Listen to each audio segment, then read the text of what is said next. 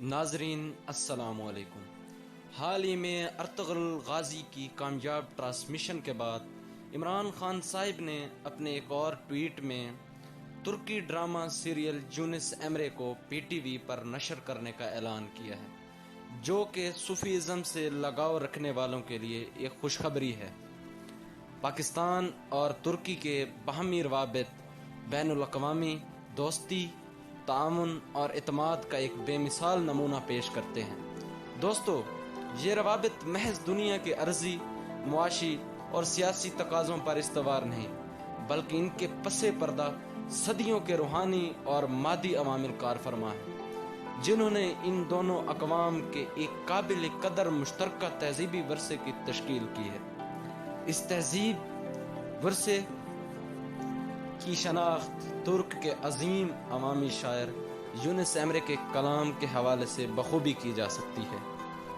ناظرین، یونس ایمرے جو کہ ایک عظیم صوفی شاعر گزرے ہیں، یونس ایمرے وہ بے مثال ہستی ہیں جن کی شہرت ترکی میں مولانا رومی سے بھی زیادہ ہے۔ جس قدر پاک و ہند میں مولانا رومی کو عزت و عقیدت حاصل ہے، اسی طرح ترکی میں یونس ایمرے کو بھی عزت و وقار حاصل ہے۔ ناظرین، کہا جاتا ہے کہ یونس ایمرے کی پیدائش اناطولیہ کے ایک گاؤں ساری کوا میں 1238 عیسوی کو ہوئی۔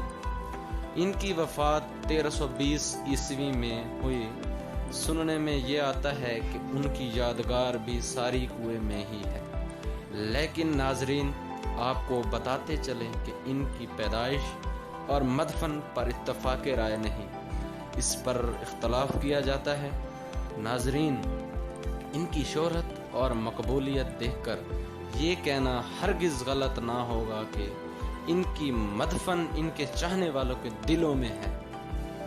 ناظرین، جب مسلمانوں کا اثر و رسوخ ختم ہوتا نظر آ رہا تھا اور سلجوق سلطنت کا زور بھی ٹوٹ رہا تھا، ایک طرف سلطنت عثمانیہ کے بانی ارطغرل غازی اپنی تلوار سے کفار پر ہیبت طاری کر رہے تھے، اور دوسری طرف یہ عظیم صوفی شاعر جن کو ہم یونس ایمرے کے نام سے جانتے ہیں، اپنی محبت بھری شاعری سے لوگوں کو اسلام کی طرف راغب کرنے میں مصروف تھے، اور ان کی شاعری سادہ اور عام فہم تھی۔